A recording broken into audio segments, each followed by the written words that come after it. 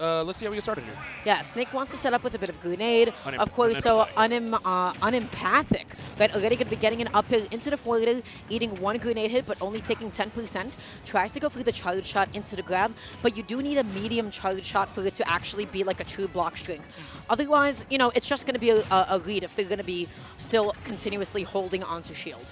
One thing that's fun about this matchup is, like, with Snake's crouch and the way that Samus jumps, both of them actually have a little bit of trouble hitting each other because they both can, like, hurtbox shift so intensely. Oh, yeah. So there's, like, weird interactions that happen. Like, she'll shoot charge shots that'll go over his head, or Snake will try to back air her. Samus turns into a ball. Yeah, she down B, she moves. Snake flipping through the air with, like, B reverses. They have, like, that tricky, strange movement. Yeah, it's really, really weird and hard to make it consistent. Sorry, I didn't mean to cut you off there.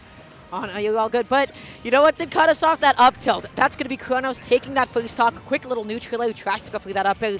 Already putting on so much damage. And I forgot Snake's damage output. It's insane. Snake's, like, the reason the Snake can't move is because he just way too much damage. This character would be so much more toxic if he actually had, like, good, like, ground or airspeed. It's like if a tank could fly. Exactly.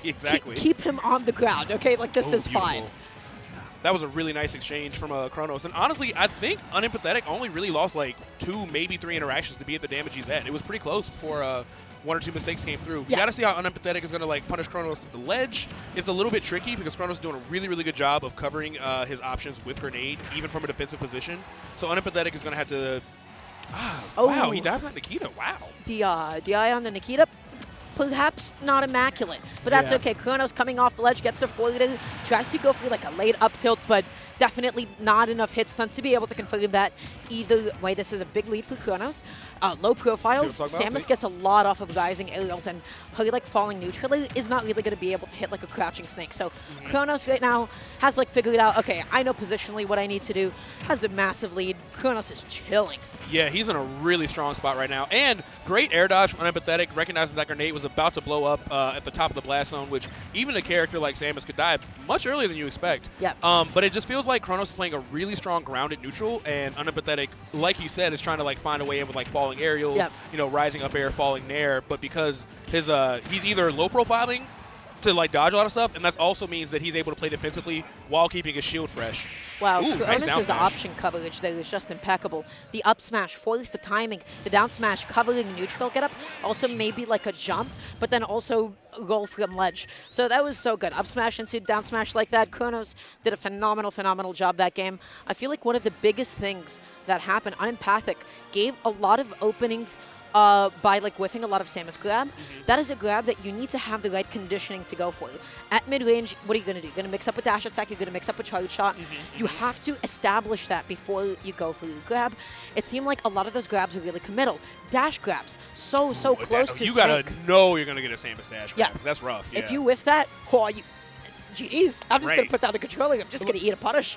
Like, not only are you getting a big punish, Snake's like go-to major punish being up tilt is only 6 frames. So like, there's already a big window to punish it, and then that's like a fast, really strong punish. Yeah. But you're right. I think mixing it up with because one thing I always see if I'm watching like teaser, like Icy Mist, for example, is that like there's a lot of like mid-charge shots and a lot of like feints, like, oh, I'm gonna just flash it for 1 second and then grab you. I'm gonna flash it for 1 second and like try to force you to spot dodge. Yeah. There's a lot of that conditioning that does happen at close range. I think Unimpathic just needs to, but it's hard for them to get to that position because as you see from Chronos crawling, his options to punish Snake just get a little bit smaller. But yeah, so it's a little awkward. Now we're seeing like a bit of a different opening. Gets that charge shot.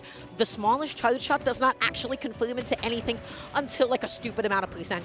You need to make sure you're either shooting that from a long distance or you have enough time to actually build it up into like the medium one so you can get something at close range. But good weight. Slick.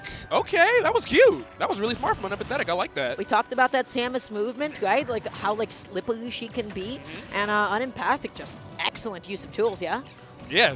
Now, one area that like Snake really does struggle in this matchup, if Unimpathic is able to get Chronos off stage, neutral air and back air are so incredibly strong. Like a lot of the times he kind of just like floats by just because he has so much Cypher armor, but Samus doesn't care about any of that with like her strongest aerials. So like if he ever has to go low, like Nair's just automatically just going to kill him. There's all kinds of stuff. And up throw with a grenade, not enough. Oh, wait a second. Oh! I'm sorry.